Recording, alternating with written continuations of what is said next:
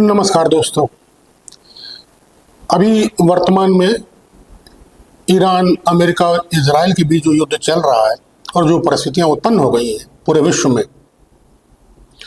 उससे ऐसा लगने लगा है कि अमेरिका के एकाधिकारवाद के कारण विश्व को कितनी तकलीफ उठानी पड़ रही है और इसका भविष्य में क्या निदान है।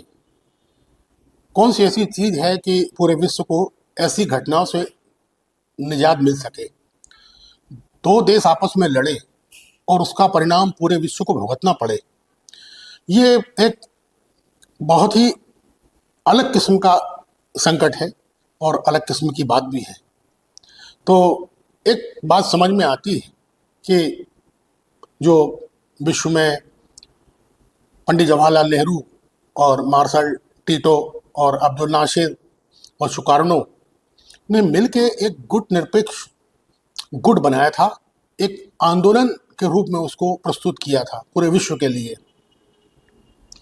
और इसमें स्पष्ट भावना थी कि हम अपने निर्णय स्वतंत्र रूप से लेने के लिए स्वतंत्र हैं और सक्षम होंगे। छोटे से छोटा देश भी अपने देश के हितों की रक्षा के लिए अपने निर्णय लेने के लिए स्वतंत्र होगा। ये इसकी मुख्य अवधारणा थी गुट निरपेक्ष आंदोलन की। 60 के दशक में इसको शुरू किया गया और जब पहला सम्मेलन किया गया 1 सितंबर 1961 में, तो 25 देश इसके सदस्य बने थे और इस आंदोलन ने अपनी बहुत अग्रणी भूमिका निभाई थी पूरे विश्व में और कहा था कि हम किसी गुटों के साथ जुड़ के नहीं रहेंगे।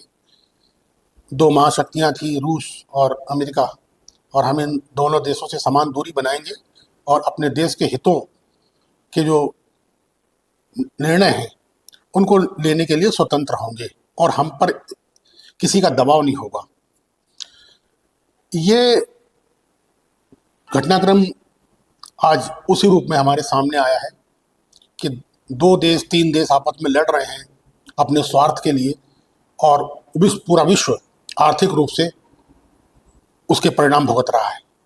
और जब कोई भी देश आर्थिक रूप से उसके परिणाम भुगतता है तो उसका प्रभाव पूरे देश की हर चीज पर पड़ता है। इसलिए जरूरी हो जाता है कि ऐसी व्यवस्था बनाना विश्व में बहुत अनिवार्य हो गया है कि कभी भी कहीं कुछ भी इस तरह के घटनाक्रम घटे तो उसका प्रभाव पूरे विश्व पर ना पड़े।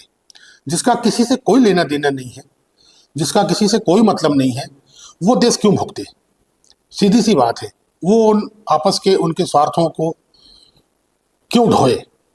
ये एक बहुत ही विकराल समस्या सभी देशों के सामने आई है। कुछ सक्षम देश हैं, 2-4 देश, उन्होंने अपनी व्यवस्था पहले से कर रखी है, बना रखी है और वो सक्षम है। लेकिन बाकी जो अन्य देश हैं, लगभग 200 देश, उनका क्या अपराध है। वो क्यों इन आपस के द्वंद्वों को, आपस के हितों को, आपस के एकाधिकारवाद को झेले। इसलिए ये अनिवार्य हो जाता है कि गुट निरपेक्ष आंदोलन को पुनर्जीवित किया जाए। हालांकि आज उसमें ये मान के चले कि 150 के आसपास देश उसके सदस्य हैं, लेकिन वो मृत प्राय जैसा है, वो सुप्तावस्था में है।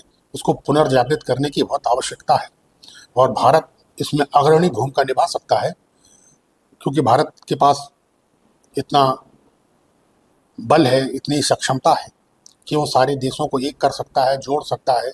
ये पूरे विश्व को मार्गदर्शन दे सकता है, दिशा निर्देश दे सकता है कि हमें जब कभी भी ऐसी परिस्थितियां आए तो हमें क्या करना चाहिए और उसका, इन संकटों का हल हमें कैसे निकालना चाहिए। ये बहुत महती आवश्यकता हो गई है विश्व के लिए और जो अनिवार्य भी हो गई है। तो ये बनता है, ये भारत सरकार चाहे तो इसमें पहल कर सकती है, क्योंकि एकमात्र 2 देशों के आपस में लड़ने से सारा विश्व किस संकट में आ गया है इसकी कोई कल्पना नहीं कर सकता। और इस संकट में के जो कारण हैं, आप उनको देखिए, उनके विचारों को देखिए, उन्हें कोई फर्क नहीं पड़ रहा, उन्हें कोई तकलीफ नहीं हो रही। तो जब इस तरह के निर्दयी एकाधिकारवादी देश और व्यक्ति जब इस तरह का शासन करना चाह रहे हैं विश्व में, तो ये महती आवश्यकता हो जाती है अन्य देशों की कि वो सब मिले। और अगर वो मिल के ये काम करते हैं तो मेरे को नहीं लगता कि 1-2 देश पूरे विश्व में इस तरह से अपना अधिनायकवाद, एकाधिकारवाद चलाएं और विश्व को परेशान करें कि कुछ भी करने से पहले वो सोचें कि हमारे विरुद्ध कितने लोग जा सकते हैं अगर हमने ऐसा काम किया तो ये बहुत अनिवार्य हो गया है कि गुट निरपेक्ष आंदोलन को पुनर्जीवित किया जाए। समय लग सकता है, थोड़ा टाइम लग सकता है, लेकिन आगामी भविष्य के लिए और देशों की सुरक्षा के लिए ये बहुत अनिवार्य है और सरकार को चाहिए कि जितनी जल्दी हो सके इसकी प्रक्रिया शुरू कर देनी चाहिए और एक पूरे विश्व में समन्वय बनाना चाहिए। जो जिन देशों के आपसी द्वंद्व हैं, जिनके अपने आर्थिक स्वार्थ हैं, जिस वजह से वो युद्ध कर रहे हैं, लड़ रहे हैं, ये उनके हो सकते हैं, लेकिन पूरा विश्व इसमें परेशान हो ये किसी भी दिशा में सही नहीं ठहराया जा सकता। और भारत ने पहले भी अपनी अग्रणी भूमिका निभाई है और वो निभाता चला आया है, लेकिन 90 के बाद अचानक ये प्रक्रिया रुक सी गई थी।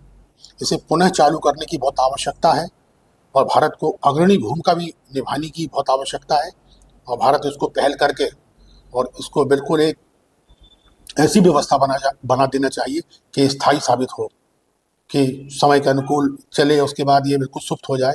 इसमें निरंतरता होनी चाहिए और यही एकमात्र हल है। इसके अलावा कोई हल नज़र नहीं आ रहा कि हम कहते हैं कि भविष्य के लिए हमें क्या करना चाहिए, ये करना चाहिए, स्टॉक बना लेने चाहिए, तेलों का भंडारण कर लेना चाहिए। ये कहना बहुत सरल हो सकता है, लेकिन ये सरल नहीं है, ये बहुत असंभव सी बात है। इसका बेहतर उपाय यही है कि सारे देश मिलजुल कर एक गुट निरपेक्ष गुट बनाएं, उसे एक आंदोलन का रूप दें और जब भी कोई इस तरह की घटना घटे तो ऐसी व्यवस्था होनी चाहिए कि किसी अन्य देशों पर इसका प्रभाव न पड़े जो इस व्यवस्था से अलग हैं, जो युद्ध कर रहे हैं। तो समय की मांग है और सरकार को जितनी जल्दी हो उस पर पहल करनी चाहिए और ये भविष्य का एकमात्र हल है। एकमात्र हल है भविष्य का ये। इस तरह की जो घटनाएं आएंगी, वो समस्या उत्पन्न होंगी, तो उन समस्याओं का एकमात्र हल गुट निरपेक्ष आंदोलन ही है। धन्यवाद दोस्तों। हमारे प्रोग्राम आपको कैसा लगा? हमारे चैनल को सब्सक्राइब करें, लाइक करें, शेयर करें और कमेंट में अपनी राय बताएं। धन्यवाद।